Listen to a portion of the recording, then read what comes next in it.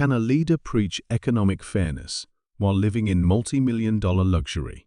Barack and Michelle Obama built their image on advocating for the middle class.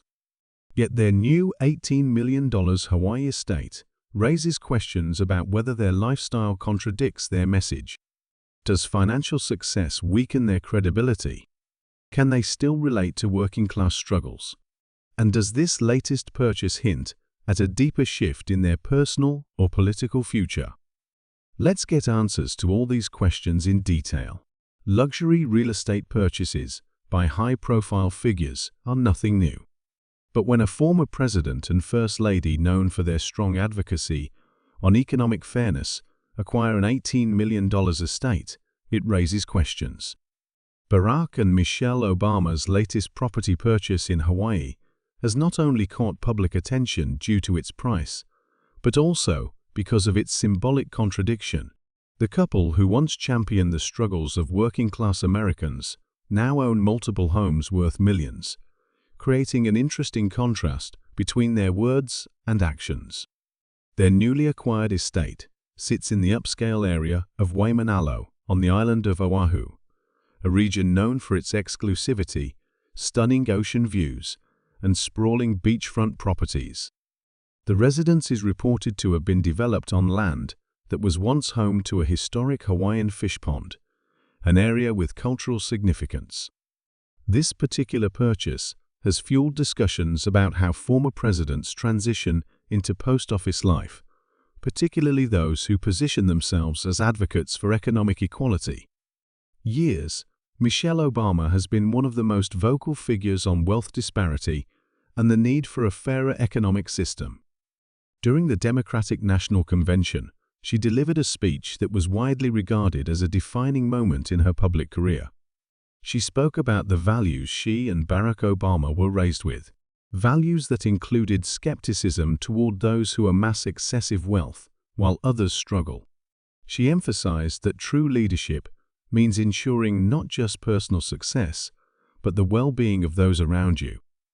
Those words resonated deeply with many Americans, reinforcing the image of the Obamas as a family that understood the economic hardships faced by middle and working-class citizens.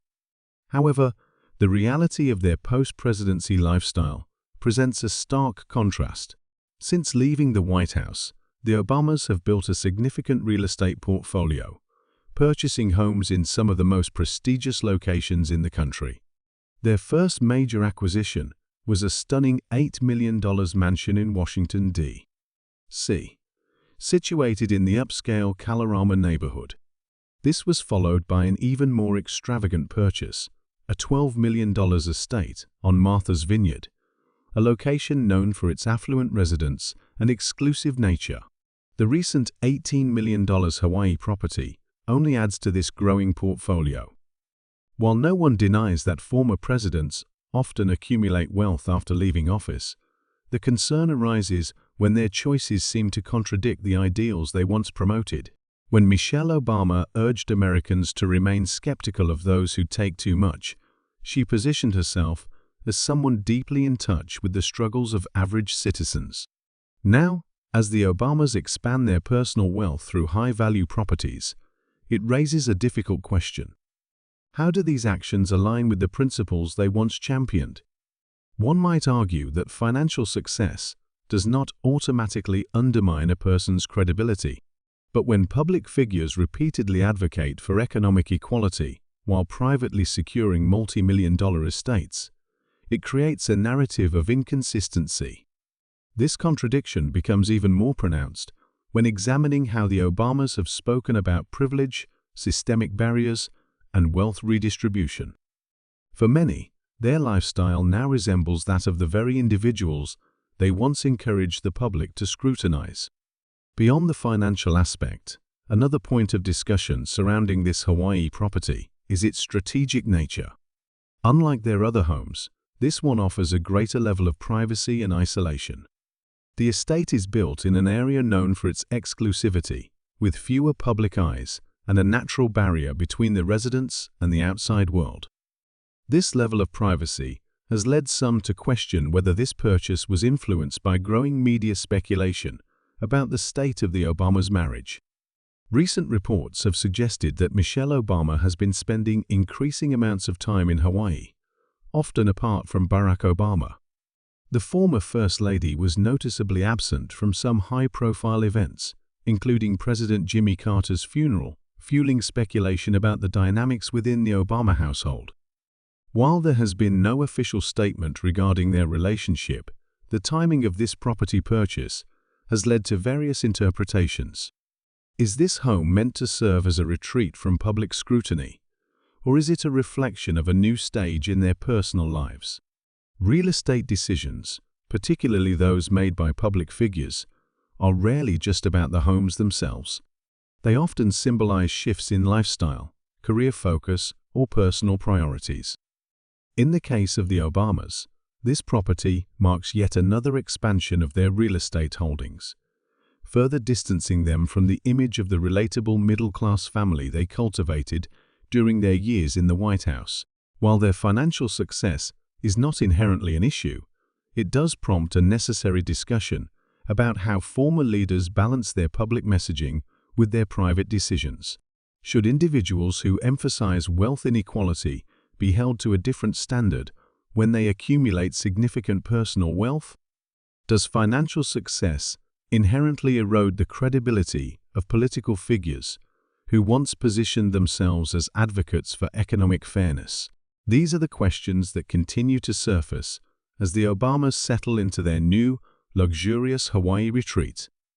Expanding their real estate portfolio is not unusual for former presidents, but the scrutiny that follows such decisions is inevitable, particularly when their public image is built around themes of fairness and economic equality.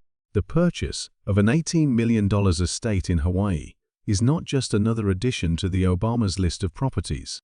It is a decision that raises fundamental questions about how political figures transition from office to private life.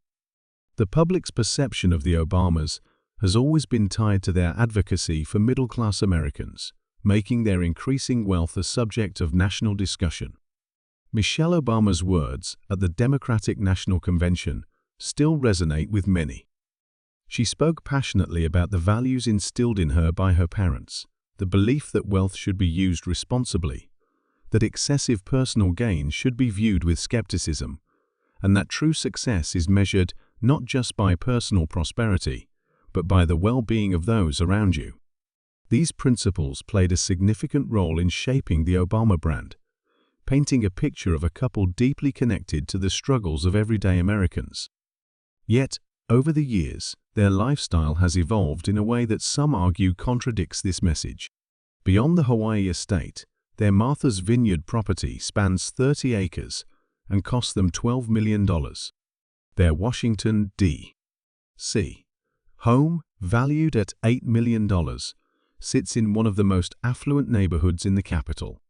When examined collectively, these purchases shift the conversation from simple financial success to whether these acquisitions align with the principles they have publicly endorsed.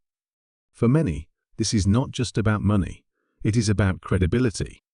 Can someone who speaks out against wealth inequality comfortably settle into the upper echelons of society without raising concerns? It is a challenge that public figures from both political spectrums have faced. Bill and Hillary Clinton, for example, transitioned from the White House to a series of lucrative speaking engagements and book deals, earning millions in the process. The same has been observed with George W., whose post-presidency years have been marked by investments in private business ventures. However, the distinction with the Obamas lies in the messaging. Their rise to prominence was largely based on their relatability, their ability to connect with everyday Americans, and their critique of systemic inequalities. Supporters argue that financial success does not diminish their ability to advocate for progressive values. They see their wealth accumulation as an example of the American dream, a testament to what can be achieved through hard work and determination. They also highlight the charitable work the Obamas have engaged in, emphasizing that wealth itself is not inherently contradictory to their message. Critics, however, point out that when leaders who promote economic equality enter the elite class, it risks alienating those who once saw them as representatives of their struggles. This is not the first time the Obamas have faced scrutiny for decisions that appear to contradict their messaging. Their advocacy for public schools, for example, was a significant part of their educational policies during Barack Obama's presidency.